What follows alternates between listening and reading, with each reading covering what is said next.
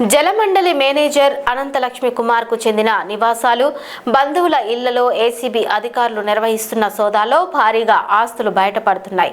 ప్రాథమిక సమాచారం ప్రకారం మార్కెట్ విలువ ఆధారంగా సుమారు 100 కోట్లకు పైగా ఆస్తులు ఉన్నట్లు ఏసీబీ గుర్తించినట్లు సమాచారం.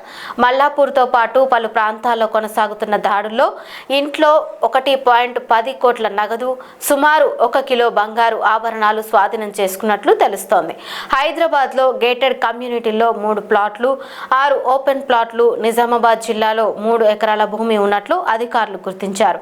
ఇంకా పలు ప్రాంతాల్లో భారీగా ఆస్తులు ఉన్నట్లు సమాచారం రావడంతో ఏసీబీ అధికారులు దర్యాప్తును విస్తరించారు. బ్యాంక్ లాకర్లను కూడా తెరిపించి తనిఖీలు చేపట్టనున్నట్లు అధికారులు తెలిపారు.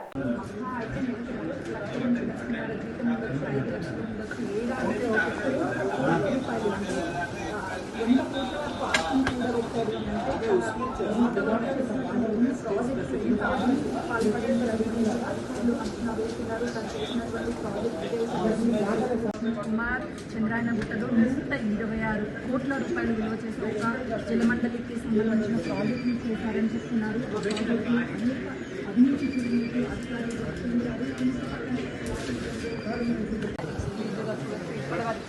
అటు అధికారులు ఇంట్లో ఉన్నటువంటి నగదును కంప్లీట్గా సహాయంతో ఓన్ చేశారు. మరోవైపు బంగారం, నగదు, వెండి ఒక ప్రభుత్వ ఉద్యోగి నెలకి